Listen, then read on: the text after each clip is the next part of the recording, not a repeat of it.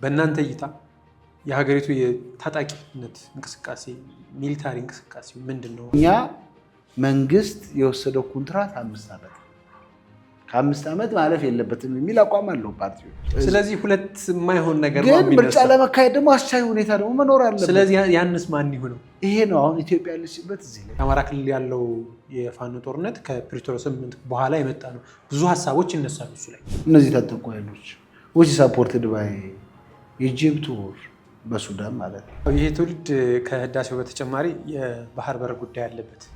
አንዳንድ ሰዎች በጣም ሲነቅፉት የከተማ ኮሪደር ፕሮጀክቶችን በጣም ነው የተመቸኝ። አዲስ አበባ በጣም ቀይሯታል ማለት ለምናል። ፓርላማ ላይ የመጀመሪያ ቀን ገብቶ ክቡር ሲባሉ የተሰማው ስሜት አለ። እስኪ ዩኒቨርሲቲ ውስጥ መምህር ሆኜ ከማገኘው ደግሞ እዚህ ያለው ያነሰ ነው። ፓርላማ አይቀበሉ አልቀበልም። ትንሽ ነው ደግሞ የህዝቡን ድምፅ የወከለኝን ድምፅ አሰምቻለሁ ብሎ ያስባሉ። የምግብ ዋጋ ስካይሮኬት ያደርጋል። ያ ነው አፕን እያደረገ ያለው።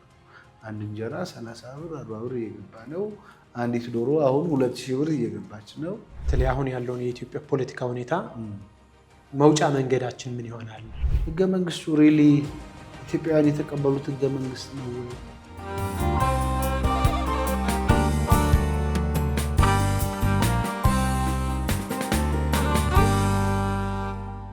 የአሁኑ የ2018 ምርጫ ተስፋ የለውም ብሎ ያስባሉ? ከምርጫው በፊት አንድ ሰላም ይቀድማል። ሀገር ሰላም መሆን አለባት። አማራ ክልል ፖለቲካ ፓርቲዎች ሄደው ተንቀሳቅሰው ህዝብ ቀስቅሰው ቢሮ ከፍተው፣ ኦሮሚያ ላይ ፓርቲዎች ሄደው ቢሮ ተንቀሳቅሰው ቢሮ ከፍተው፣ እዚህ ሱሉልታ ላይ የታገትክ መንገድ እየተዘጋ ምን አይነት ምርጫ ነው የምታደርገው? ወይስ የተበጣጠሰ ምርጫ ለማድረግ ነው? እዚህ አዲስ አበባ፣ ሐረር፣ ድሬዳዋ የተወሰኑ ቦታዎች፣ ከዛ ቀስ ብለህ ደግሞ የሚቀጥለው ወር ዓመት ላይ የሆነ ምናምን። መጀመሪያ ሰላም እናስፈን፣ ዘላቂ ሰላም ይኖረን። ሁለተኛ ሀገራዊ ምክክሩ ይለቅ። ሀገራዊ ምክክሩም ለውጥ ስለሚያመጣ፣ አንደኛ የምርጫ ስርዓቱንም ሊቀይር ስለሚችል፣ ህገ መንግስቱንም ሊቀይር ስለሚችል፣ እስቲ መጀመሪያ ሀገራዊ ምክክሩም ያው መጋቢት ላይ ያልቃል እኮ እሱ የሚያቀርበውን ምክር ሀሳብ ተግባራዊ አድርገን ከዛ በኋላ ወደ ምርጫ ብንገባ ደስ ይላል። ከአሁኑ 2018 ቀጥሎ 2019 ድረስ ሊሄድ ይችላል ማለት ሊሄድ ይችላል። የእናንተ ፍላጎት ነው ወይስ እንደው የራሴ ፍላጎት? እኔ የራሴ ፍላጎት። እንደ ፓርቲ አላወራችሁበትም? ተነስቷል። ምን ምርጫ ነው የሚል አለ። ጦርነት ውስጥ ሆነን የምን ምርጫ ነው የሚል አለ። ሰላም ሳይኖር እንዴት ምርጫ ይታሰባል የሚል አለ። በምርጫ ደግሞ ነው ሰላም የሚመጣው የሚል ደግሞ አለ። ምርጫ ሲካሄድ ሰላም ይመጣል የሚል አለ። እንደዛ አይነት ሐሳብ ያለው ፓርቲ አለ። ግን ዞሮ እኛ መንግስት የወሰደው ኮንትራት 5 ዓመት ከ5 ዓመት ማለፍ የለበትም የሚል አቋም አለው ፓርቲዎች። 5 ዓመት ነው መንግስት የሰጠው። ስለዚህ ሁለት የማይሆን ነገር ነው። ግን ምርጫ ለመካሄድ ደግሞ አስቻይ ሁኔታ ደግሞ መኖር አለበት። ስለዚህ ያንስ ማን ይሁነው? ይሄ ነው አሁን ኢትዮጵያ ያለችበት እዚህ ላይ ነው። አንደኛ ዘላቂ ሰላም ገና ነው። ሁለተኛ የ5 ዓመት ህዝብ የሰጠው ኮንትራት እያበቃ ነው። ሶስተኛ አገራዊ ምክክር ውስጥ ነች። አገራዊ ምክክር ዝም ብሎ አይደለም። አገር ቀውስ ውስጥ ገባ ነው አገራዊ ምክክር የሚቋቋመው። ባለው መንግስታዊ የህግ የማስፈጸም አቅም ሰላም ማስፈን ሲያቅት ነው አገራዊ ምክክር ኮሚሽን የምታዋቀር። በፍርድ ቤት በጸጥታ ኃይሉ ሰላም ማስፈን አልቻልኩ እንመካከር ተብሎ ምክክር ኮሚሽን ተዋቅሯል። ቢግ ኦፖርቹኒቲ ግን ለይስሙላ መሆን የለም። የ20 ዓመት የ30 ዓመት ጥያቄ ነው። የብዙ ዓመት ጥያቄ ሁላ ነው እየመጣ ያለው። እንትኑ ሀሳቡም እንጂ ሀሳቡም ቅንጅትም ያነሱት ነበር ቀድሞ የነበረ ነው እና ይሄ ተፈቅዷል። ኦኬ ግን ለይስሙላ መሆን የለበት።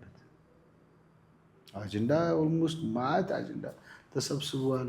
ይሄ አጀንዳ ሴሌክት ይደረጋል፣ ወደ ውይይት ይገባል። እዛ ላይ አትኩረን ብንሰራ በደንብ ውጤታማ ካረግ ነው እና የዛንን ምክር ሀሳብ ደግሞ ተፈጻሚ ኢምፕሊመንት ማድረግ ቢቻል አይ ሆፕ ሰላምም አትሊስት ሙሉ በሙሉ ባይሆን መሰረታዊ የሚያለያዩ ችግሮች ላይ መግባባት ይደረሳል የሚል እምነት አለ። ለዛ ግን የታጠቁ ኃይሎችም ወደ ምክክር ማምጣት ያስፈልጋል። ትግራይን ወደ ምክክር ማምጣት ያስፈልጋል። እኛ ብቻ ብንነጋገር ትርጉም የለው። እየተፋለመ ያለው ኃይል ገብቶ ሀሳቡን ጥያቄውን ወደ ውይይት ካልመጣ ትርጉም የለው። እስኪ ሀገራዊ ምክክር መልሳ ቅድም ያነሱልኝ ሀሳብ አለ። የተወሰኑ 5 ዓመት የመንግስት የቤት ስራውን ይጨርሳል። አይ ደግሞ የተወሰነው ደግሞ ሀገራዊ ምክክሩ አልቆ የምርጫ ስርዓቱ ሊቀየር ይችላል። እሱ ያመጣው ውጤት በመሀል ይኖራል ክፍት ቦታ እንደርሶ ሀሳብ ነው። በዚህ መሀል ምን ሊደረግ ለምሳሌ መንግስትና አንስተን ሌላ ነገር እናደርግ አንችልም። ምክንያቱም ያለው ክራይስ አለ። ይሄንን ለማስተካከል እየሄደ ያለበት አለ መንግስት። ሌላ ችግር መፍጠር አይሆንም። 5 ዓመት ሲሞላ ባለው በሚቻለው አቅም ለምሳሌ እስከዛ ድረስ ሰላምና ደህንነቱን የሚመለስባቸው አካባቢዎች ሊኖሩ ይችላሉ። ምርጫው ሊካሄድበት የሚችል ሲቹዌሽን ሊኖር ይችላል። ምርጫውን አካሄዱ ቀሪዎችን ልክ እንደ ከዚህ በፊቱ ማድረግ አይቻልም። እንደ ሀገርም ቀጣይነት ሁለተኛ የያዝነው ማለት እያንዳንዳችን የቤት ስራችን ያላለቅን ጉዳይ እንደዛ ክፍት ማድረጉ ሀሳቡ ጥሩ ነው ወይ?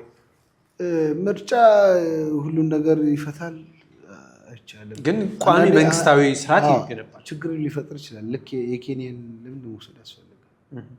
ኬንያ 2010 ነው 2008 ምርጫ ተከትሎ ነው ቀውስ የተፈጠረው። ከዛ ነው ወደ ሀገራዊ ምክክር የገቡት። ከዛ ነው ህገ መንግስት እስከ ማሻሻል የደረሱት። በዛ ነው አሁን ሀገራችን እየመሩ ያሉት። ምርጫ ኖት ነሰሰርሊ ሰላም ወደ ግጭትም ሊያስገባን ይችላል። አንደኛ አጠቃላይ ጂኦፖለቲክሱ ጥያቄ ውስጥ ገብቷል። ዙሪያችን ሰላም አይደለም፣ ውስጣችን ሰላም አይደለም። በውጭም በውስጥም ያለው ፈተና እና ይህን ፈተና ለማለፍ ሀገራዊ ምክክሩን ውጤታማ ማድረግ በጣም ባይዘወይ ጥሩ ሀገራዊ ምክክር የሚባሉት በአጭር ጊዜ ተጀምረው በአጭር ጊዜ የሚያልቁ ናቸው። ማክሲመም 9 ወር ነው የሚቆዩት፣ 1 ዓመት ማክሲመም። ብዙ ያቆዩ አሉ፣ ግን ምንም 3 ዓመት ጨርሰን ተጨማሪ 1 ዓመት በፓርላማ እድሜውን አራዝመናል። የሀገራዊ ምክክር ኮሚሽን እድሜ የሚያበቃው መጋቢት ውስጥ ምርጫው ሞስት ፕሮባብሊ የሚደረገው ወይ ግንቦት ወይ ሰኔ። ያንን በደንብ አድርጎ ምክክሩ ላይ ፎከስ ሰጠን ህዳር ታህሳስ ላይ ውይይታችን ጨርሰን ምክር ሀሳቦችን ይዘን በዛ ምክር ሀሳብ መሰረት የምርጫ ህግ የሚቀየር ከሆነ መቀየር፣ ህገ መንግስቱ የሚቀየር ከሆነ መቀየር፣ የምርጫ ስርዓቱም እንዲቀየር ይፈልጋል። ብልጽግናም እኮ ይፈልጋል። ከአብላጫ ምርጫ ስርዓት ወደ ተመጣጣኝ ምርጫ ስርዓት መሄድ ይፈልጋል። እኛም ኦፖዚሽን ፓርቲ ስም ይፈልጋል። በዛ በአዲሱ የምርጫ ስርዓት ወደ ምርጫ በንገባ የተሻለ ነው የሚል እይታ አለኝ በእኔ በኩል። በተለመደው እዚህ ዋን ፓስ ዘ ፖስት ኤሌክቶራል ሲስተም ከምንገባ እና እንግዲህ ምርጫ ነው። መንግስት የቱ ያዋጣኛል ብሎ ማሰብ አለበት። ዘላቂ ሰላም ለማምጣት ምክክር ወሳኝ ነው ብለናል። ዘላቂ ሰላም እናመጣው በምክክር በጉልበት አናመጣ። ይግልጽ በውጊያ በጉልበት ነው ወይ? አይሆን። ምክንያቱም ጉዳት እየጨመር ቁርሾ እየጨመር ቂም እየጨመር ነው የምንሄደው በጦርነት። እሱ ምንም አያዋጣም። ያዋጣው ንግግርና ውይይት ብቻ ነው። ጠረጴዛ ላይ ዋሶ ድርድርም ያስፈልጋል። አሁን ለምሳሌ ምክክር ሲባል ውይይት ምክክር ሲባል በጎንም ድርድሮች መኖር አለባቸው። ምን አይነት ድርድሮች ሊሆኑ ይችላል? አሁን መንግስት ከሸኔ ጋር መነጋገር መደራደር አለበት። ከፋኖ ጋር መነጋገር መደራደር አለበት። ተነጋግሮ ተደራድሮ ሰጥቶ ተቀብሎ ወደ ምክክሩ ማምጣት አለበት። የሌሎችም ሀገራት በዛ መልኩ ነው ሄደው። መንግስት የሚያነሳቸውን ጉዳይ ላንሳ። ለምሳሌ ድርድር ስንጠይቅ፣ ሰላም ስንጠይቅ ፈቃደኛማ ይሆናል። እንዲሁም ከተማ ተቀምጦ ፓርቲ ጫካ ውስጥ ሀሳብ የሚያዋጣለም ይላል። በእናንተ እይታ የሀገሪቱ የታጣቂነት እንቅስቃሴ ሚሊታሪ እንቅስቃሴ ምንድን ነው ማለት ይቻላል? አሁን የትጥቅ ትግል በየቦታው ነው ያለው። በየአካባቢ በየጎጡ በቃ ካኮረፈ መሳሪያ አንስቶ ይዘላል። 10 ሁነው 5 ሁነው መሳሪያ ይዘው ጫካ ይገባሉ። ይረብሻሉ። ይሄ ችግር መሰረታዊ ኮዙ ምንድን ነው? የመልካም አስተዳደር ነው? ሙስና ነው? የህግ የበላይነት አለመከበር ነው? የሚለውን ነገር በደንብ ሰላም ሚኒስተርም አሉ የተጠኑ ጥናቶች አሉ በምሁራንም እሱንም ኢንቱ ኮንሲደሬሽን ወስዶ ግጭትና ጦርነት ለማስቆም የተጀመረውን ሀገራዊ ምክክር ላይ መስራት ነው። ያ ግን የሚሆነው አንደኛ ሀገራዊ ምክክር ኮሚሽኑ እጅግ በጣም አቅም ያለው ጉልበት ያለው ተሰሚነት ያለው ኒውትራል የሆነ ከመንግስት ጣልቃ ገብነት ነፃ የሆነ ሁሉን የሚያሳትፍ አንድ ፖለቲካ ፓርቲ መቅረት የለበት። እምቢ ካሉ ምን መደረግ ይቻላል? ለዛ እኮ ነው ድርድርና ሽምግልና ያስፈልጋል የምልህ እኮ ለዛ ነው። የኢትዮጵያ ብቻ ሳይሆን የሌሎች ሀገራትም ልምድን ነው የምልህ።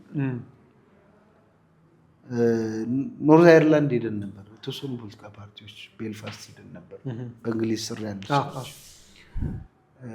ቤልፋስት ኖርዝ አይርላንድ በብዛት አይሪሾች ናቸው የሚኖሩት፣ ግን እንግሊዝ ውስጥ ናቸው። እንግሊዞች ናቸው የሚመሯቸው። ሴኪሪቲ የሚቆጣጠረው እንግሊዞች ናቸው። እዛ ውስጥ ፓርቲዎች የአይሪሽ ፓርቲዎች አሉ። የካቶሊክ ደግሞ ካቶሊኮች ናቸው አይሪሾች፣ ፕሮቴስታንት ደግሞ እንግሊዞች አሉ። ለ30 ዓመት ግጭት ውስጥ ቆዩ። ደም አፋሳሽ ነበር። 1998 ላይ ጉድ ፍራይዴ አግሪመንት ተፈራረሙ። ያው የአሜሪካም ኢንቮልቭመንት አለ ግጭቱ ውስጥ። ግን ጋዳፊ እዚህ አፍሪካ ሊቢያው ነው ሽንፊን የሚባሉትን በቦምብ እየሰጧቸው ያግዟቸው ነበር። እና እንዴት ቆመ ብለን ስናጠና በሁለቱም ሳይድ ሲዋጉ የነበሩ ሰዎችን አግኝተናል እኛ ፐርሰናል። ያኔ እኮ ስምምነት ባይደረስ ገድዬ ነበር ይለዋል። ድርድር አለ ቢሃይንድ ስክሪን፣ ማንም የማያውቀው ሚዲያ ምናምን የለም። 3-4 ቀን፣ ሳምንት፣ 1 ወር ሙሉ ቢሃይንድ ስክሪን ድርድሮች አሉ። አንመጣም ብለው ማለት ነው። ለብቻቸው አንዱን ታመጣለህ፣ ምንድነው ፍላጎቱ፣ ሌላውን ታመጣለህ ፍላጎቱ። እያቀራረብክ ወደ ውይይት እንዲገቡ ተደረገ። ወደ ጉድ ፍራይዴ አግሪመንት ገቡ። አሁን ጦርነት የለም፣ ሰላም ነው። ግን እስቲ ችግሩ አለ። አሁን አይሪሽ እና እንግሊዛዊ አብሯን ትምህርት ቤት አይማሩም ብለህ ምን ይገርምሃል? ካቶሊክ እምነት ተከታዮች ለብቻ ትምህርት ቤት፣ ፕሮቴስታንት ለብቻ እንደሚማሩ ይገርምሃል? አንድ ከተማ ውስጥ ሆኖ አንድ መንደር በትልቅ 40 ሜትር ከፍታ ባለው ፒስ ዎል አጥር ጉዳት እንዳታደርስ ማለት ነው። ፒስ ዎል ይሏቸዋል። ፒስ ዎሎች አሉ። እኛ ደግሞ ደነገጠን። እኛ ኢትዮጵያዊ ሆነን በግንብ 40 ሜትር ወደ ላይ ገንብተህ ጎረቤትህ አንተ ላይ ጥቃት እንዳያደርስ ማለት የሆነ መንደር ሰው አንተ ላይ ጥቃት እንዳያደርስ በዚህማ እኛ እንሻላለን ሁላ እንላለን። ግን እነሱ ጋር ጥይት ድምፅ የለም፣ ቶክስ የለም፣ ተከባብረው ይኖራሉ። ማምለኪያቸው የተለያየ ነው። ግን አሁንም ገና የዛ ስሜት አሁንም አለ፣ ገና አልተፈታም። ያንን ልምድ እኛ ጋር መምጣት ይቻላል። ታጠቁ ኃይሎች የተለየ ቤኔፊት የተለየ ነገር ሳይሆን የሚፈልጉት ነገር አለ። ሰጥቶ መቀበልም የሚያስፈልግባቸው ሁኔታዎች አሉ። ፕሪቶሪያ እንዴት ነው ያቆሙ? ያ ሁላ ሰው ካለቀ በኋላ 1 ሚሊዮን በላይ ወደዛ የሚደርስ ሰው ካለቀ በኋላ ስንት ሀብት ከወደመ በኋላ በስምምነት ነው የቆመው አይደል? ግን ሌላ ጦርነት አዋለደም የሚል ሀሳብ ይነሳበታል። ለምሳሌ የአማራ ክልል ያለው የፋኖ ጦርነት ከፕሪቶሪያ ስምምነት በኋላ የመጣ ነው። ብዙ ሀሳቦች ይነሳሉ እሱ ላይ። ለምሳሌ እነዚህ ሰላምና ደህንነት የሚያጠኑ ሰዎች የፕሪቶሪያ ስምምነት በመምጣቱ ነው። እሱ በደንብ ቢታይ ቢፈተሽ አሁንም ጥሩ ነው። ያ ፓርት ብቻ አይመስለኝም።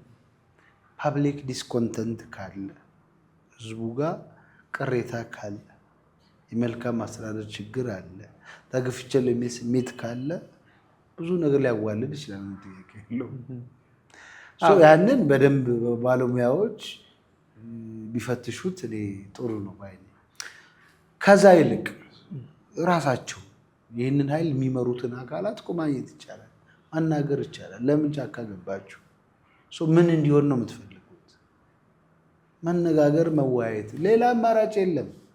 ላይሳካልህ ይችላል። አሁን የሞከሩ አሉ። በመሞከራቸውም ጉዳት የደረሰባቸው አካላት እንዳሉ እናውቃለን። በሚዲያም ስላዩ። ግን መቆም የለበትም። ኮንቲኒየስሊ ኖክ መደረግ አለበት። በሮችን ማንኳኳት እንዲመጡ ማድረግ ያስፈልጋል። ፖለቲካ ፓርቲዎችም አሉ ምክክር ውስጥ አንገባም ያሉ አሉ አቋቁመ አንገባም ያሉ የእነሱ ምክንያት ምንድን ነው? ዚሃብ ዜሮ ኦን ሪዝንስ። ያንን ሪዝን ለመፍታት ሙሉን መፍታት ባችል እንኳ ኦኬ ይሄን እንፍታ እናንተ ደግሞ እንደዚህ ወደዚህ ጠጋ በሉ ማለት ያስፈልጋል። ማየት መፈተሽ ያስፈልጋል። እና ከዛ አንጻር ብዙ ስራዎች መሰራት አለባቸው። እኔ እንደው መተከል አካባቢ ላንሳ። የህዳሴው ግድብ ያለበት ቦታ ነው። የህዳሴው ግድብ ደግሞ በጣም ብዙ ፖለቲካዊ ጂኦፖለቲክስ ያለበት ነው። በስንት ጫና ችግር ነው ውጤታማ የሆነው። ያን አካባቢ አሁንም ድረስ ወደ ሰላም መመለስ ካልተቻለ ሌላም አደጋ ይዞ ይመጣል። እርስዎ እዛ አካባቢ ያለውን ስለሚያውቁት ህዳሴው ግድብ ለዛ ክልልና እንደ ሀገር ምንድን ነው የመንግስት የሄደበትን መንገድስ ትክክለኛውን ተግባሩን ተወጧል ብለው ያስባሉ? ህዳሴው ግድብ በታሪክ አጋጣሚ ጉባ ተራሮች መሀል ነው የተገነባው። ኦልሞስት እኔ ከተወለድኩበት 100 ኪሎ ሜትር አይበልጥም ያለበት። ዳንጉር ወረዳ ማለት የጉባ ኦልሞስት እዛው ድንበር ነው። አያቴም እዛ ጉባ ነው የተወለደው፣ የእናቴ አባት።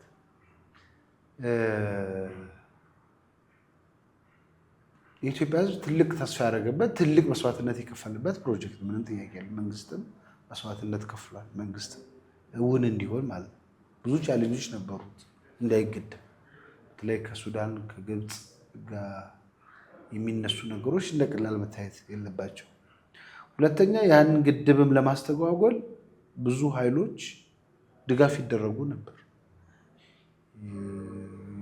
ጉዴን ታጣቂዎች በወቅቱ ብዙ ግጭት ነበር እንደምታውቀው። በሱዳን በኩል እየገቡ ሳፖርት እየተደረጉ ግድቡ ግንባታ የሚሆን ግብዓት በወቅቱና በአግባቡ እንዳይደርስ ይደረግ ነበር። ግልገል በለስ ጨምሮ የኛን ከተማን ጨምሮ ከፍተኛ የሆነ እልቂት ነበር። በጅምላ ታስታውሳል። በዶዘሩ ሰዎች የተቀበሩበት ወቅት ነበር እና ዳትስ ሪሌትድ ቱ ዘ ዳም የሚል እምነት ነው ያለ። ያ ዳም እዛ በመሄዱ ለዛም ማህበረሰብ በረከት መሆን ሲገባ በወቅቱ ብዙ ሰዎችን ህይወት ቀጥፏል ዙሪያውን ማለት ነው። ይሄ ያው የውጭም ኢንፍሉዌንስ አለ፣ ከውስጥም አንዳንድ እንቅስቃሴዎች ነበሩ፣ ፖለቲካል ሞቲቬሽኖች ነበሩ። አሁን ትልቅ መሻሻል አሳይቷል፣ ግን ስቲል አልቆመም። ስቲል ጉባ ወረዳ ውስጥ ያሉ ኢንቨስተሮች ስራ ለቀው ወጥተዋል፣ እርሻቸውን ለቀው ወጥተዋል በሰላም እጦት። ምክንያቱም ካምፓኒያቸው ሄዱ፣ አቃጠሉ፣ ዘረፉ፣ ምናሉ እነዚህ ታጠቁ ኃይሎች which is supported by Egypt or በሱዳን ማለት ነው። ያንን አካባቢ ሰላም ማጽዳት ከመንግስት እጅግ በጣም ይጠበቃል። ምክንያቱም የነ ግብፅንም ፉከራ እያየን ነው። እንደሚመረቅ ጠቅላይ ሚኒስትሩ በፓርላማ ለእኛ ከነገሩን ጀምሮ በቃ ሁሌ መግለጫዎች ሁሌ ምናምን ያወጣሉ።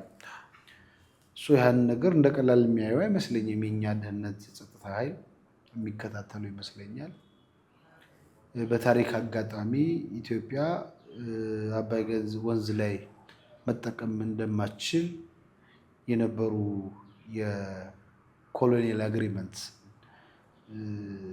ወደኋላ ያስቀረ ነው። ይህ ፕሮጀክት ኢትዮጵያ አባይን መጠቀም እንደምትችል ያረጋግጥንበት። ከኢኮኖሚክ ፋይዳው በላይ አባይ የእኛም ወንዝ ነው ባለቤት ነን የሚለው የፕሮፐርቲ ራይት ስሜት እንዲፈጠር አድርጓል። እውነት ከሁሉም በላይ ወደ ድርድር ይመጣሉ። ከዚህ በኋላ አትጠቀሙም ሳይሆን አትጉዱን ወደሚል መጥተዋል።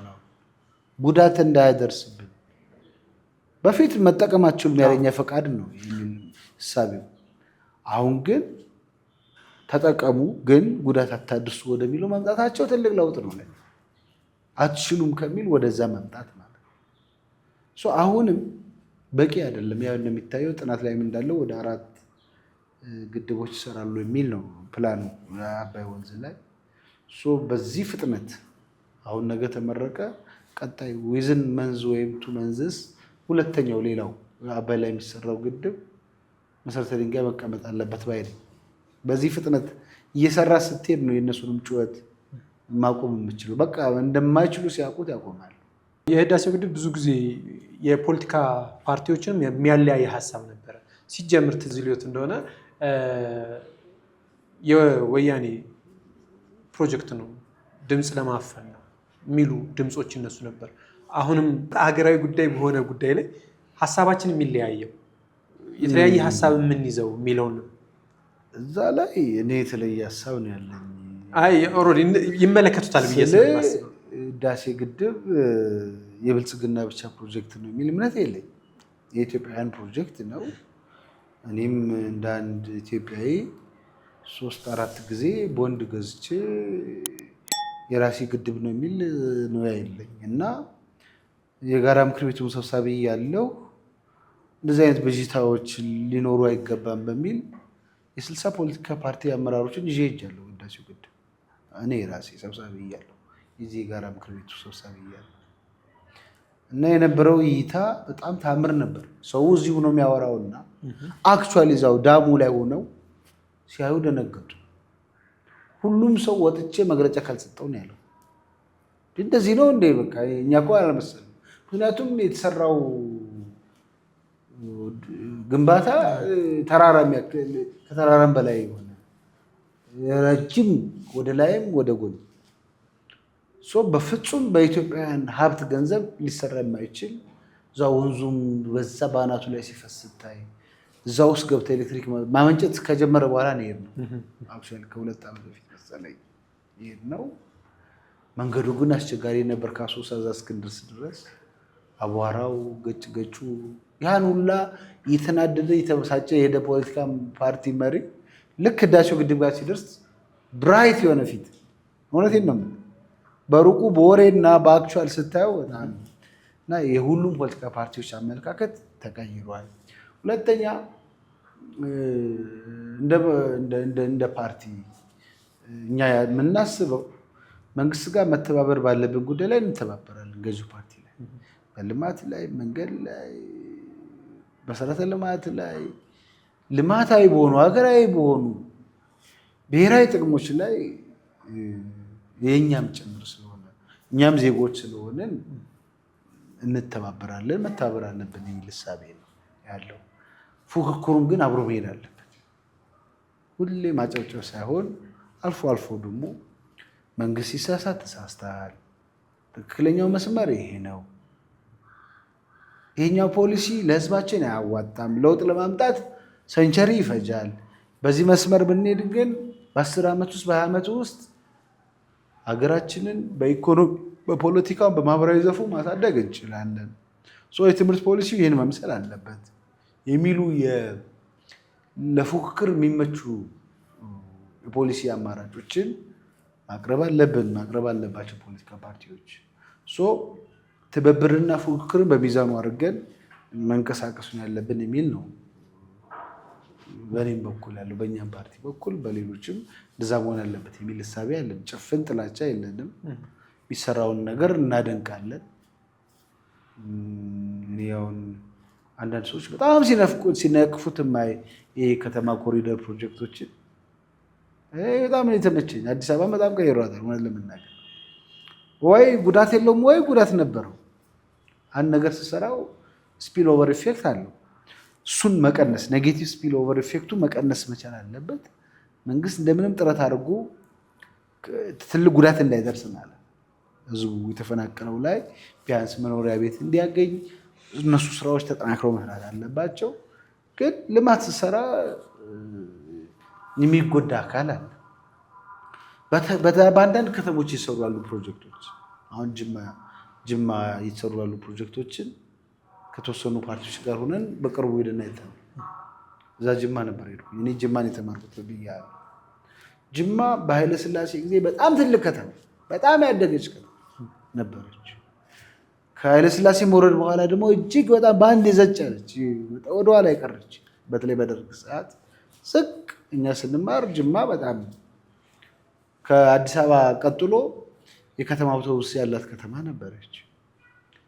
አሁን ያ ትልቅነቷ ደግሞ በቅርቡ እየተመለሰ የመጣበት ከኮሪደር ፕሮጀክት ጋር ተያይዞ ከዚህ ከአባጅፋር ቤተመንግስት ጋር ተያይዞ ትውልድ ለሀገር ምናምን ከጫካ ውስጥ የሚሰሩ ፕሮጀክቶች፣ የገጠር ኮሪደር ልማት፣ ከተማው ተቀይሮ ደግሞ በአንድ ማየት ቻልኩኝ። እነዚያ ለውጦች እና አርባ ምንጭ ማንሳት ትችላለህ።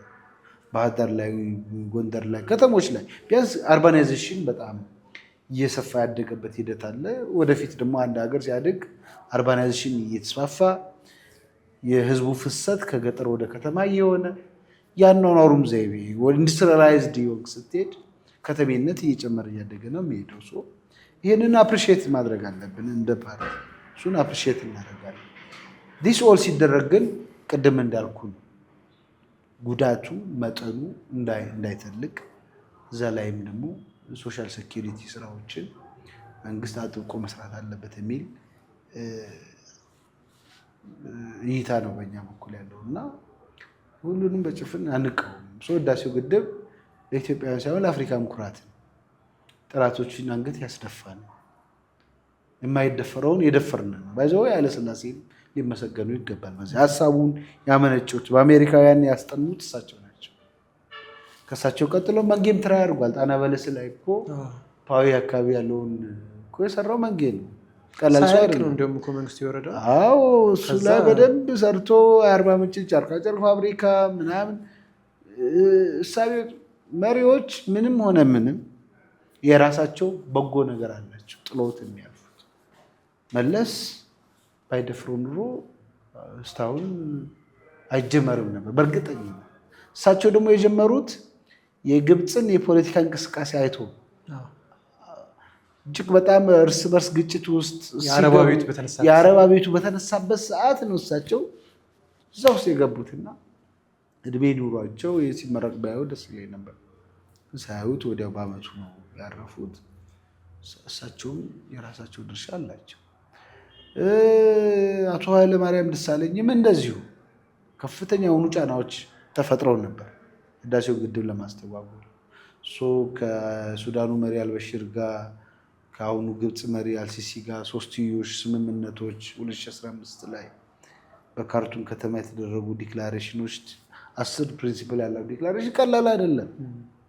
ኦልሞስት አትችሉም ወደሚለው አይ ትችላላችሁ ግን እነዚህ ፕሪንሲፕሎች ይጠበቁ ወደሚለው እየተመጣ ነው።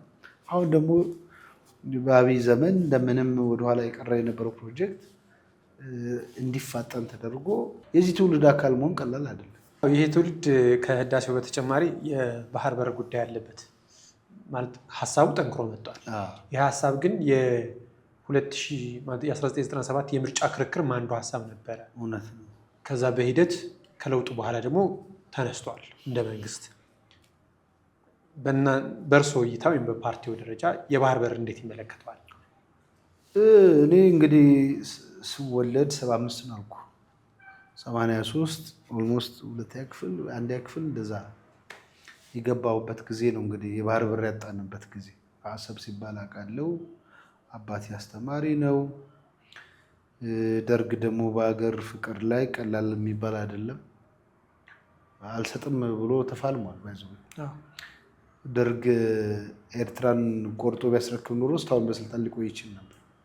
በፍጹም አንዲት ስንዝር መሬት አትቆረስም በሚል እዛ በነበረው ጦርነት የሀገር ውስጡ ችግር ተባብሶ ነው ስልጣን ሊለቅ የቻለው እና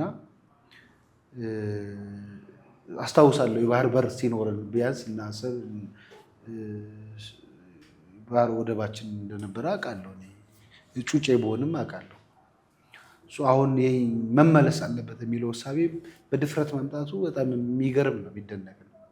ግን እንዴት እናሳካዋለን የሚለው ላይ ግን ብዙ ሀሳብ ያስፈልጋል። የመከላከያ መሪዎች አንዳንድ መግለጫዎችን ሲሰጡ አይቻለሁ። እነሱን ሀሳቦችን አይቻለሁ። ግን ትንሽ ማየት ሰከን ማለት፣ ምክንያቱም የውስጥ አንድነትን ማምጣት ያስፈልጋል። እንደዛ ስንል ደግሞ እኛ ውስጥ ለውስጥ ብንበጣበጥ ችግር ስለሚሆን ኃይል ማሰባሰብ ያስፈልጋል። የተበተነ ኃይል ያለ ይመስለኛል። አሁን ላይ ትግራይ አካባቢ ያለው ፖለቲካ ትኩሳት አለ፣ አማራ ክልል ያለው ትኩሳት አለ፣ ወደ ኦሮሚያም አለ። ብዙ ቦታዎች ላይ ችግሮች አሉ። ሱዳን ጋር ጥሩ አይደለንም። ግብፅም በዚህ ህዳሴው ግድብ ተናዳለች። ኤርትራም ጋር ያለን ፖለቲካል ዲፕሎማሲ ተበላሽቷል። ከሶማሌ ጋርም ያለው እንደምንፈልገው አይደለም። ይሄ ቀጠናው ኦልሞስት ችግር ውስጥ ነው ያለው። ኬንያን ብትሆን እኛ ችግር ውስጥ ወድቀን የእኛን ዲፕሎማቲክ ፓወር መውሰድ ይፈልጋል። እንደምናስበው ቀላል ሲምፕል አይደለም እና እሱን በደንብ አይቶ አመዛዝኖ አቅምና አይቶ መግባት ያስፈልጋል። ያው ካልኩሌትድ ድፍረት ሪስክ አለ። ሪስክ ሜጀር አድርገህ ያንን ቢመጣም ችግር የለውም ብለህ ካልኩሌት አድርገህ ከገባ ችግር የለበትም። ዝም ብለህ መደፍረት ከሆነ አስቸጋሪ። ተስፋ አለው። እስኪ በእርሶ ተስፋ መቼ እናገኝ ብለህ ያስባል? ተስፋ አለን። ዲፕሎማቲክ እንትኑ መቀጠል አለበት።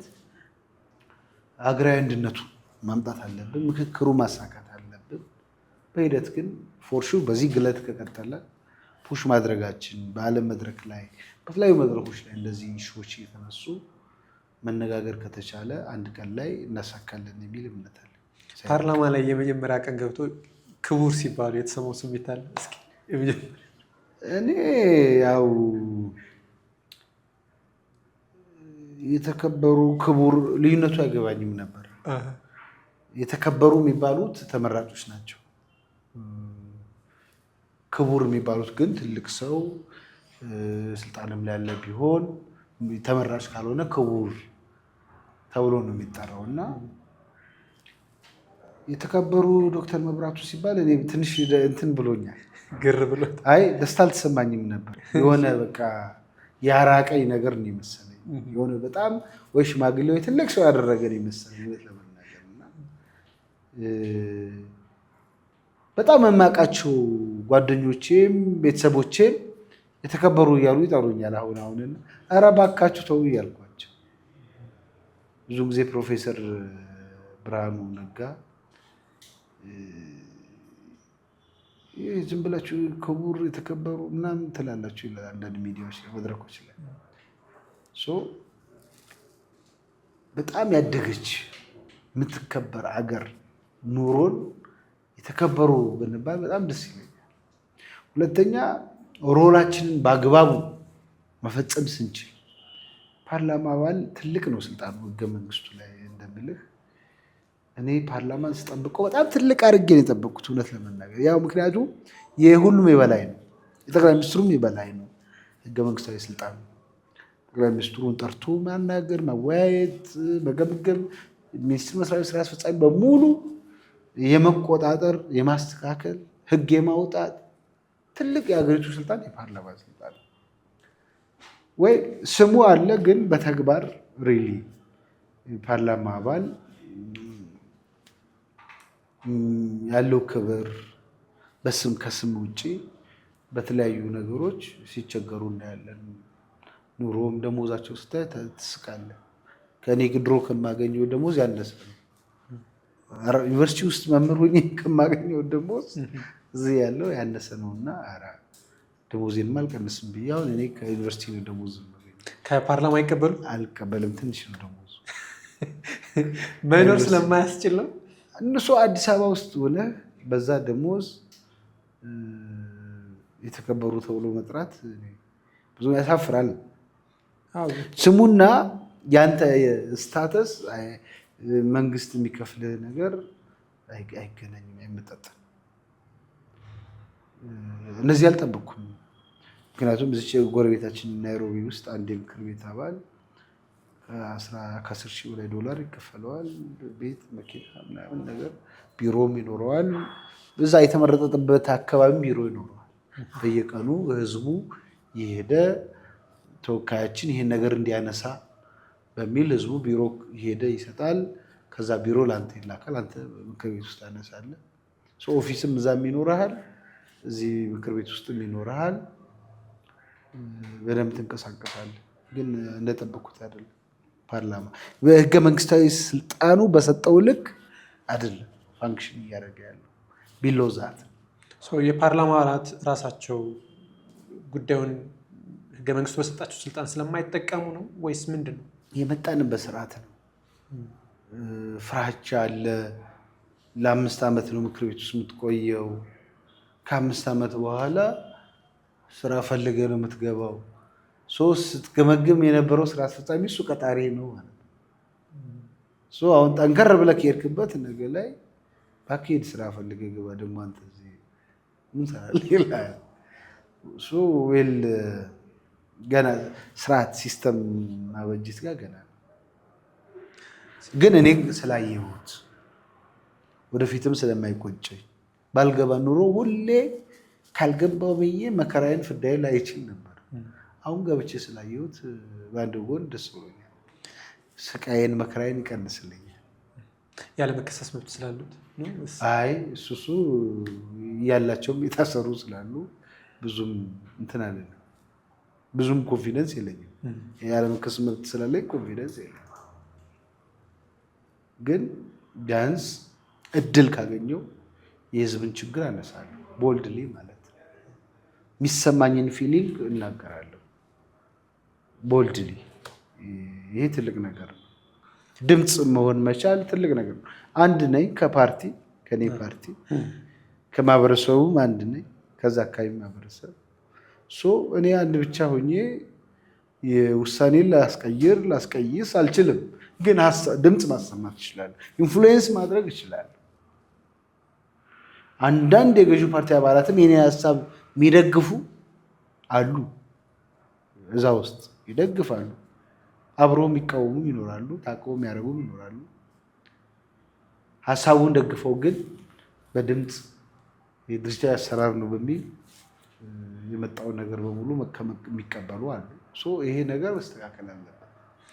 የህዝቡን ድምፅ የወከለኝን ድምፅ አሰምቻለሁ ብለው ያስባሉ? እስካሁን ባሉበት በደንብ እያሰማው ነው። በደንብ የህዝቡን ጥያቄ በደንብ እያሰማው ነው። ግን ችግሩ ምንድን ነው? እድል በተለይ ጠቅላይ ሚኒስትሩ የሚገኙበት መድረክ ላይ እድል ማግኘት ከባድ። ምክንያቱም ብዙ ሰው ያስገባል። ብዙ ሰው ስለሚያስገባ ሁሌ አታገኝም። እንደመጣው አገኘው። ያኔ በደንብ አድርጌ ያነሳው ህዝቡን በጣም ደስተኛ ነበር። መልስም አይሰጥ ጠቅላይ ሚኒስትሩ ለዛ መልስም መስጠት ባይችሉም ብቻ የእኛ ችግር በፓርላማ በመነሳቱ በጣም ደስተኞች ናቸው መራጮች። ፓርላማ ላይ የህዝብ ድምፅ በማሰማት ደረጃ የተወከሉ ሰዎች አያሰሙም። ቅሬታ አለ። ሁለት ደግሞ አብዛኛው እንቅልፍ ላይ ነው የሚል ኮመንት ሁሉ ይነሳ ነበረ። አሁን እንኳን ቀርቷል። ስህተት ነው። እንቅልፍ ስህተት ነው። ሰው ያንቀላፋው አሁን ላይ ቀረ ይመስለኛል። ንቁ ነው። ችግሩ ምንድነው? ስሜቱን ውስጡን ግን መናገር አይችልም። ይሄ የፓርቲ መዋቅር ይባላል፣ የፓርቲ ስርዓት ይባላል እና እሱ ይይዛቸዋል እንጂ ፊሊንጋቸው አሉ። በጣም ነው የሚሉ አሉ። የገዢው ፓርቲ አባል ሆነው ነው የሚሉ የሚቃወሙ አሉ። እውነት ለመናገር ሰልፍ ኮንፊደንሳቸው ቢውልድ ያደረጉ አንዳንዴ ይሄ መስተካከል አለበት ተብሎ እንዲሁም አጽድቀን ከወር በኋላ እንደገና ማሻሻያ የሚመጣበት ሁኔታም አለ። ሀሳቦች ይንሸራሸራሉ። ምንም ጥያቄ የለውም። ከመጽደቁ በፊት የገዢው ፓርቲ አባላት በደንብ ክሪቲካሊ ያሉ ችግሩ የሚሆነው ምን ሲጸድቅ እንደዛ ክሪቲክስ ሰጥቶ ሲደግፍ ታየዋለህ። ያው ምን ነው ስትለው እንደዚህ ብለህ እንደዚህ ተቃውመ እንዴት ድምፅ ደግፈ እጅ ታወጣለህ ስትለው ይሄማ የፓርቲ አካሄድ ነው፣ ስርዓት ነው ይልሃል። አሁን የፓርላማ አባል ሆነው አርባ ምንጭ መምህር እያገለገሉ የተማሩት ደግሞ አግሮ ኢኮኖሚስት ነው። በኢትዮጵያ ያለው የአግሮ ኢኮኖሚስት በትክክል እየሄደ ነው ብሎ ይታሰባል? ምክንያቱም አሁን ቡና ላይ አንስተው የኢትዮጵያ ካሽ ክሮፕ አሁን ደግሞ ኡጋንዳ እየበለጠችን ነው መሰለኝ። ትክክለኛ ትራክ ላይ ይሄድ ነው? እንደ አንድ አግሮ ኢኮኖሚስት አንደኛ እኔም የሰራሁት ቡና ፕሮዳክቲቪቲ ላይ ቡና ፌስ የሚያደርገው ሪስኮች አሉ። ፕሮዳክሽን፣ ማርኬቲንግ፣ ኢንስቲቱሽናል ፖሊሲ ሪስኮች አሉ። የግብአት ዋጋ መወዣዠቅ፣ ማርኬት ኢፊሽንት አይደለም ማርኬቱ። ሰው ፕሮዳክሽኑም በምንጠብቀው ልክ አላደገም። እኛ ኦልሞስት ያኔ ጥናቴ ሳጠና ኦን አቨሬጅ የቡና ፕሮዳክቲቪቲ ወደ 7 ኩንታል ፐር ሄክታር ነው። ኦልሞስት ወደ 6-7 ኩንታል ፐር ሄክታር ነው። እነ ቪየትናም ግን ወደ 22 ኩንታል ፐር ሄክታር which is 3 የኛ ነጥፍ በአንድ ሄክታር ያመርታሉ ቡና። አንደኛ ፕሮዳክቲቪቲን ማሳደግ ላይ ብዙ ስራ እንሰራለን። አጠቃላይ ግብርናው ምርቱ ከህዝብ ቁጥር መጨመር ጋር ስናየው አላደገም። በጣም የህዝብ ቁጥር እየጨመረ ነው። ምርቱ በኩንታል ጨምሮ ሊሆን ይችላል፣ ግን ለህዝብ ቁጥር ስታካፍለው እየቀነሰ ነው። ፕሮዳክቲቪቲ ፐር ካፒታ በሰው በኢትዮጵያ ህዝብ ቁጥር የሲሪያልስን ፕሮዳክሽን ብታካፍል እየቀነሰ ነው የመጣው እና የእኛ እርሻ አንደኛ ዝናብ ዲፔንደንት ነው። ብዙ ወንዞች ቢኖሩንም እነዛን ወንዞች ወደ ኢሪጌሽን ቀይረን ወደ መስኖ ቀይረን በአመት 2-3 በምፈልገው ልክ እያመረትን አይደለም። በተለይ ስሞል ሆልደር አርሶ አደሩን ነው ማለት ሰፋፊ እርሻ ያላቸው ላርጅ ስኬሎች እነሱ አሉ። ሁለተኛ የሚያርሱት በበሬ ነው። በእጅ በገሱም ነው የሚያርሱት። እስቲ በትራክተር የሚያርሱት በጣም ጥቂቶች ናቸው። ደግሞ በተወሰነ አካባቢ ነው። አርሶ አደሩ አንደኛ በማህበር ተደራጅቶ ትራክተር ገዝቶ ኢሪጌሽን አስገብቶ መካናይዝድ ወደሆነ ፋርሚንግ አልገባ። ካመረተም በኋላ የሚሰበስብበት ዘዴ ኦልድ ነው። በጣም ጊዜ የሚፈጅ ትንሽ ነው። ይሄ መካናይዝድ የሆነ ሃርቨስቲንግ እንትን አለ። ፖስት ሃርቨስት ሎሱ በጣም ሀይ ነው። በቃ ሲወቅት ሲያጭድ ምን ሲል ብዙ ነገር ይባክናል። ወደ ጎተራ ሲያስገባ ለመሸጥ ሲሄድ አንደኛ ግብርናውን ዘመናዊ ማድረግ ላይ ብዙ ስራ አልተሰራ። ጅምሮች አሉ፣ ጥሩ ጅምሮች። እውነት ለመናገር የልማት ትሩፋት ኢኒሼቲቭ አለና እንቁላል እንደዚህ አሳ ሰው በጓሮ የተወሰነ እንዲያመርት የሚለው ኢኒሼቲቭ አለ። ግን ወደ አብዛኛው አርሶ አደር አልተዳረሰም። የተወሰኑ ማሳያዎች ይኖራሉ የመንግስት ልማት ጣቢያዎች ላይ፣ ግን እያንዳንዱ አርሶ አደር ጋር ደርሷል ወይ ስትለኝ ምንም ገና አልደረሰም። የሌማት ትሩፋቱ የፖሊሲ ችግር ወይስ ያፈጻጸም ችግር? አፈጻጸሙም አንደርስታንዲንጉም ወደ ታች ስትሄድ በጣም የለም። በፖሊሲ ደረጃ ግን ትክክል ነው። አሁን ጋምቤላ ብትሄድ፣ ቤንሻንጉል ብትሄድ፣ አማራ ክልል፣ ኦሮሚያ ያልታረሱ መሬቶች እጅግ በጣም ብዙ ናቸው መታረስ የነበረባቸው። ብዙ ወንዞች አሉ ለኢሪጌሽን ምቹ ኢሪጌብል የሆነውን ላንድ በሪሶርስ ምክንያት ይመስለኛል ወደ ኢሪጌሽን አልገባንም። የተወሰኑ የሲንጋፖር፣ የታይላንድ፣ የኢንዶኔዥያ አርሶ አደሮችን ለማየት ሞክሬያለሁ እንጂ እዛ እነሱ ጋር ምንድነው አብዛኛው አርሶ አደር በማህበር የተደራጀ 100 አርሶ አደር አንድ ማህበሩ ትራክተር ይገዛል፣ ኢሪጌሽን ያስገባል፣ ቴክኖሎጂ ይገዛል። ባንክ ደግሞ ብድር ይሰጣቸዋል። እነዚህ ማህበራት ኤክስቴንሽን ሰራተኛ ባንክ ይቀጥርላቸዋል። ለምን? ያበደረው ገንዘብ እንዳይከስር እና ውጤታማ እንዲሆኑ እነዚህ አርሶ አደሮች ባንኩ ራሱ የግብርና ባለሙያዎች ኤክስቴንሽን ሰራተኞች ቀጥሮ ይከታተላል፣ ድጋፍ ይሰጣል፣ ስልጠና ይሰጣል ለአርሶ አደሮቹ። ፕሮዳክቲቭ ይሆናሉ። ያበደረውን ገንዘብ ከነ እንትኑ ይመልሱለታል ማለት ነው። እኛ ባንክ ሲስተሙ ብዙም አርሶ አደሩን የሚያግዝ አይደለም። በዚህ ዓመት የማዳበሪያ ዋጋ እጅግ በጣም ተወዷል። ያለ ማዳበሪያ ያረሱ አርሶ አደሮች እጅግ በጣም ብዙ ናቸው። ዋጋውን አፎርድ ማድረግ አልቻሉም። በአንድ ሄክታር ኦልሞስት ወደ 25 ሺህ ብር ያስፈልጋቸዋል። ያችን 25 ሺህ ብር የሌለው አርሶ አደር ፈርቲላይዘር የለው፣ ቢያርስም የሚያገኘው ምርት በጣም ጥቂት ነው። ሰሞኑን ያው ማዳበሪያ ፋብሪካ እንገነባለን ብለው የተጀመረው ኢኒሼቲቭ ሜይ ቢ የተወሰነ ያቀላል፣ ትልቅ እምርታ ነው ብዬ አስባለሁ። ከውጭ ሀገር ተመጥቶ አርሶ አደር ጋር ደግሞ እስኪደርስ የእርሻ ወቅት ጊዜው ያልፋል። ብዙ ፈተናዎች አሉበት ግብርናችን ላይ። አንደኛ ከዱሮው ትራዲሽናል ከሆነው ፋርሚንግ ሲስተም ያልወጣንበት ሂደት አለ፣ ወደኋላ የቀረንበት ሂደት። እሱ ላይ በስፋት መስራት ያስፈልጋል። ምግብ ዋስትናን ማረጋገጥ ከምንም በላይ ቅድሚያ መስጠት ያለበት ጉዳይ ነው። እንደ ሀገር ኢትዮጵያውያን በቀን 3 በልተው ቢያድሩ አሁን የምናየውም ግጭት ላይኖር ይችላል ባይነኝ ዘይሾ ፉድም ሊመጣ ይችላል። አሁን እኮ ፉድ ሌላ ሀገር ፉድ ሶቨርኒቲ የተባለ አይደል? ምግብ ራይት የሆነ ነው። መንግስት ለዜጎቹ ምግብ ማቅረብ ግዴታ ነው የሆነ በሌሎች ሀገራት ፉድ ኢዝ ቢካሚንግ ራይት። በልቶ ማያድር ዜጋ የለም። ካልቻለ በቀን 3 ይቀልበዋል። ነገ ምግብ ስለሌለ ይችላል። ያንን ደግሞ ማሟላት የምችለው እጅግ በጣም ስታተርፍ፣ ትርፍ ምርት ስታመርት። ትርፍ ምርት ካላመረትክ ደግሞ ዲማንዱ ሃይ ነው፣ ሳፕላዩ ትንሽ ነው። የምግብ ዋጋ ስካይ ሮኬት ያደርጋል። ያ ነው አፕን እያደረገ ያለው። አንድ እንጀራ 30 ብር 40 ብር እየገባ ነው። አንዲት ዶሮ አሁን 2000 ብር እየገባች ነው። አስብ እንግዲህ ይህን ደግሞ አፎርድ ሊያደርግ የሚችል መንግስት ሰራተኛ በጣም ጥቂት ነው።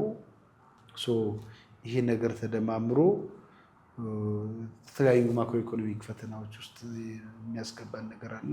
ብዙ ስራዎች ግን ይጠብቁናል። ኤክስፖርት እኮ የምታደርገው ሲታልፍ ነው። የራስ ህዝብ እየተራበ ኤክስፖርት አታደርግ። ምናልባት ኤክስፖርት አድርገህ ሌላ ምግብ ገዝተህ ካልሰጠው፣ ርካሽ ምግብ ገዝተህ ካልሰጠው መራብ አልነበረብንም። ሰፊ መሬት አለን፣ ብዙ ውሃ አለን፣ ሰው ኃይል አለን፣ ቴክኖሎጂ አቬይላብል ነው። መራብ አልነበረብንም፣ ግን ብዙዎች የተራቡ ነው። ይህንን በደንብ እዛ ላይ መስራት ያስፈልጋል። የተጀመሩ ስራዎች አሉ፣ እንቅስቃሴዎች አሉ፣ ኢኒሼቲቮች አሉ፣ በቂ አይደሉም።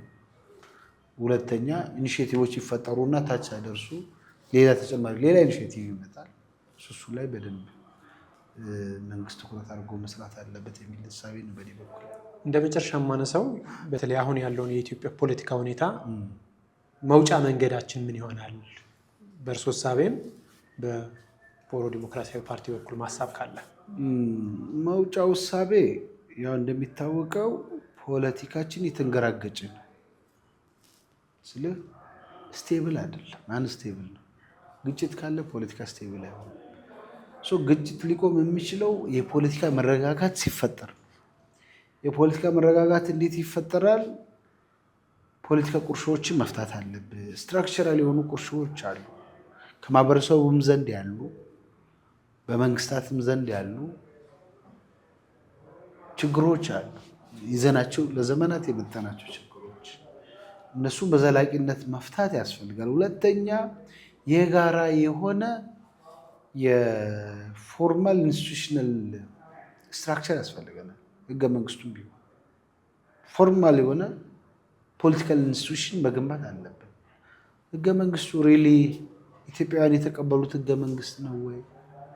ችግር የለበትም ወይ? ሁላችን እንስማማለን ወይ? በህገ መንግስቱ የለም፣ አይስማማ አለ። ስለዚህ ትልቁ አምብሬላ ህገ መንግስት ነው። ህገ መንግስት ደግሞ ፖለቲካል ኢንስቲትዩሽን ነው። እዛ ላይ ስምምነት ከሌለ ፖለቲካ መረጋጋት ይፈጠራል ማለት አይቻልም። የማያስማሙ ነገሮች ላይ ተወያይተን ተነጋግረን የተጀመረውን ሀገራዊ ምክክር እውን ካረግን ህገ መንግስታችን እናሻሽላለን ብዬ አስባለሁ። የሆነ ጊዜ ግን እዚህ ጋር የክርክር ነበሩት ከ2 ሳምንት 3 ሳምንት በፊት አሁን ባለው የኢትዮጵያ ሁኔታ እንትን ማረጋግጥ ሰላምና ደህንነትን ማረጋገጥ አንችልም፣ የህግ የበላይነት ማስከበር አንቻልም የሚል ክርክር ሲያነሱ ነበር። በዚህን ሰዓት የህግ የበላይነት ማረጋገጥ እየቻልን ካልሄድን መቼ ልናረጋግጠው ነው የሚል ጥያቄ ሲነሳብኝ ነበር፣ ስሰማው ስለነበረ ነው።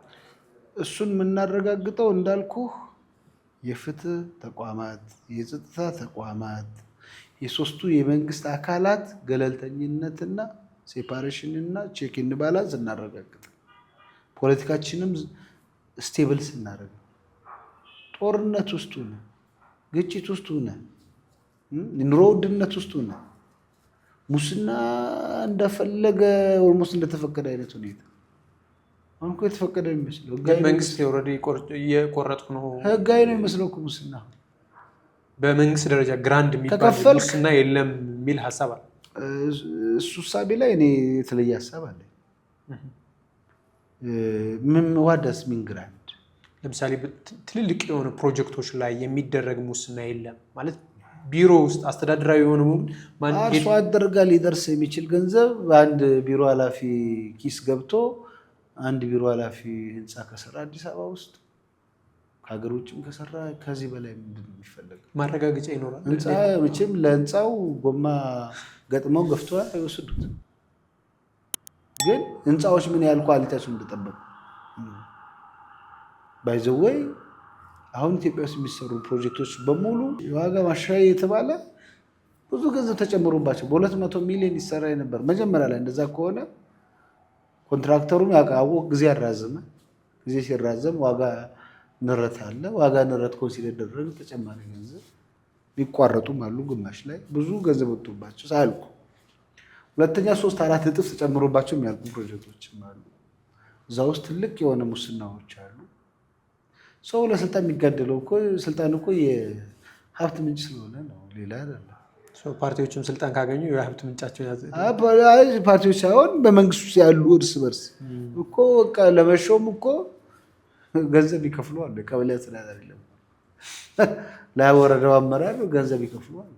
ለመቀጠር አንድ ልጅ ለማስቀጠር 60 ሺህ የሚከፍሉ የቤተሰብ አባላት አሉ የምናውቃቸው። እና ኦልሞስት ገቢዎችን ብትሄድ የተወሰነ ገንዘብ ካገኘህ ወይም ከከፈልክ የግብር መጠን እንዲቀንስ የሚያደርጉ ሰራተኞች አሉ። ይህ ግልጽ ነው። ተማረርን እኮ ነው እያሉ ያሉት። እና ይሄ በሆነበት እንዴት ነው የህግ የበላይነት አይሰፍንም እያልኩ አይደል። አሁን ግን ያለው ከረንት ሁኔታ እጅግ በጣም አስቸጋሪ ነው። የህግ የበላይነት ቢኖር ሰላም ነበረ። የህግ የበላይነት ቢኖር ዲሞክራሲም ያብብ ያድግ ነበረ። ዜጎችም ወጥተው ይገቡ ነበረ። የዜጎችም ደህንነት ይጠበቅ ነበር። ሰብአዊ መብታቸው ይከበር ነበር። ፍርድ ቤት እየፈታውን ፖሊስ እያሰረ ያለመከሰስ መብቱ ሳይወርድ አንድ የምክር ቤት አባል የታሰረ ድምፅ ስላሰማ ከምክር ቤት አውጥቶ ማረሚያ የወረወረ በጎን ደግሞ ምርጫ እያለ ምርጫ ስንገባ ደግሞ እስር ቤት እየከተተ እንዴት! ለዛ ነው አሁን ባለው ነባራዊ ሁኔታ የህግ የበላይነትን ማስፈን ይከብዳል ያልኩ። ለውጦች የሉ ማለት አይደለም። ለውጦች ይኖራሉ። አንዳንድ አካባቢ ደግሞ የባሰ ለውጡ ኔጌቲቭ ይሆናል። አንዳንዴ ወደ ታች ወደ አነሰ ይሆናል። እሺ እኔ ሀሳቤን ጨርሻለሁ። ሀሳብ ካሉት በዚህ አጋጣሚ እንግዲህ ይህን ሚዲያ የምትከታተሉ ኢትዮጵያውያን ወዳጆቼ በሙሉ እንኳን ለ2018 ዓመት በሰላም በፍቅር ለደስታ አደረሰን እላለሁ። የስኬት የለውጥ ዓመት እንዲሆንላችሁ እመኛለሁ። አመሰግናለሁ። እኔም በጣም አመሰግናለሁ። ተመልካቾቻችን ከዶክተር መብራቱ አለሙ ጋር ያደረግነው ቆይታ ይሄን ይመስል ነበር። አብራችሁን ስለነበራችሁ እናመሰግናለን። በቀጣይ ሳምንት ሌላ እንግዳ ይዤ እቀርባለሁ። መልካም